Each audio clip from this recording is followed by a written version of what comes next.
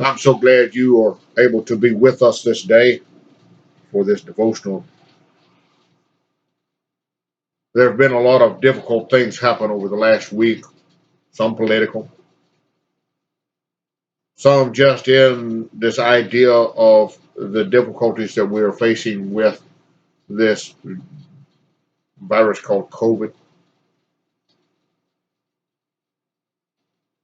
The difficulty with looking at the information that's given, and we hear people say, well, do the research.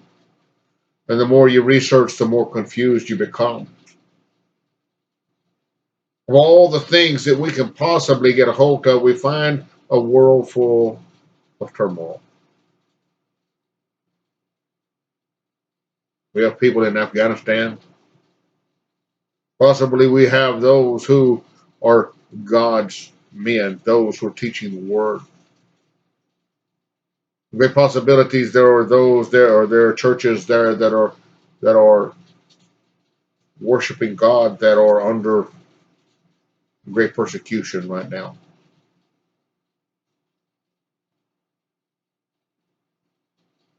But it's nothing new. We live in a place of great evil. This world is full of it.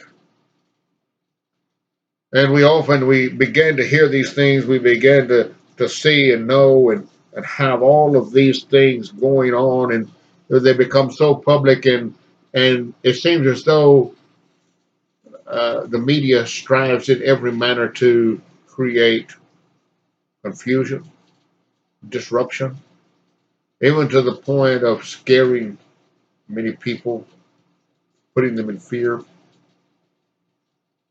anxieties, all kinds of things that destroy the human from within.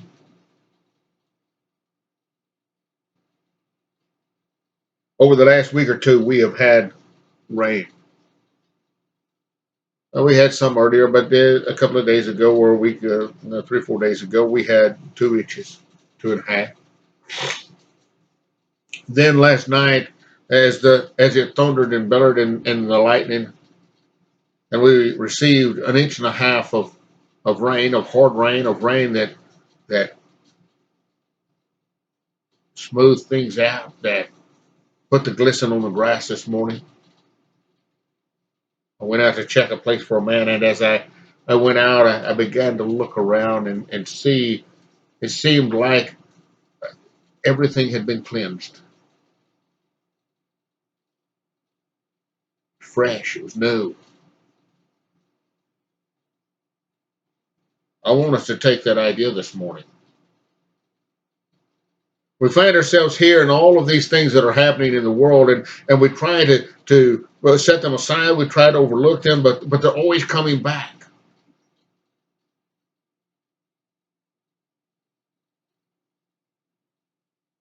And we have so much difficulty with them. I want us to listen. In Romans, the 12th chapter, verse 9, he says, let love be genuine, abhor what is evil, hold fast to what is good, love one another with brotherly affection. And I want you to think about what he's saying. These things make real sense in a world that is full of difficulty and pain and troubles.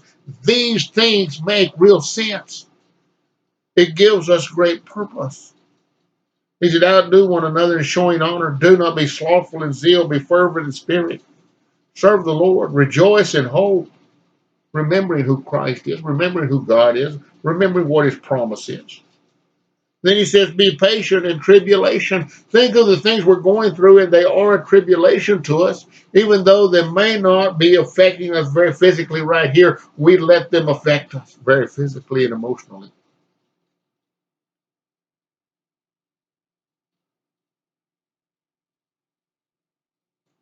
Be patient in tribulation. Be constant in prayer. Contribute to the needs of the saint, and seek to show hospitality. But I want us to look at something. He said, be constant. Be constant in prayer. Be constant in prayer. Paul reminds the people that he is around quite often about this, being constant in prayer. In 1 Thessalonians 5:17, he says, pray without ceasing. And all these things in our life, we need to be looking to God, praying, seeking His strength, seeking His will. We may not understand what that means. We spent days wondering, why we didn't make a crop last year. And I get to thinking maybe that was growing in those fields that died was able to be turned under, gave the land a rest, gave it some time. We wonder about the sunshine and the heat and it being 100 degrees, and yet it helps the crop grow. And then we look at the rain that we received this year. Now, all of it is part of God's plan. It belongs to Him. It's so hard for us to understand.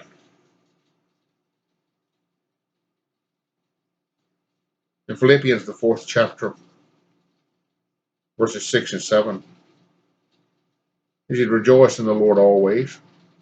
And I will say rejoice, or again, I will say rejoice. Let your reasonableness be known to everyone.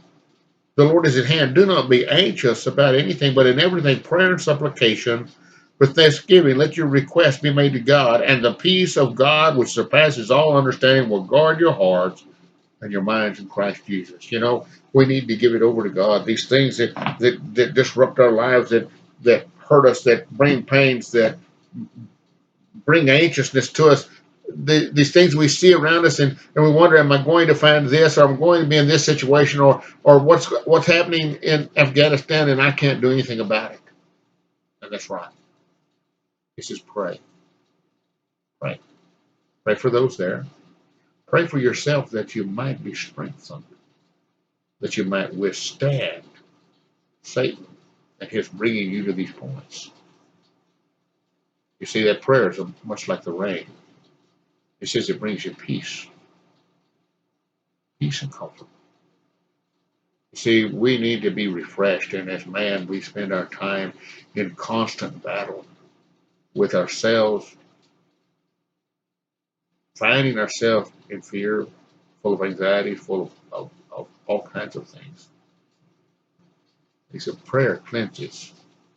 Prayer cleanses. It gives us peace. We need to turn it over to God. I hope that you will remember these things this week through all the turmoil, through all the pains. That go to God in prayer. He cleanses the heart. He gives man peace. He helps him to look and see that God is God. And I can't do anything about many of the things that are happening beyond prayer. Pray. Pray without ceasing. Seek God. Seek God for others. Seek God to help you. I want to thank you for being here, and may God bless you.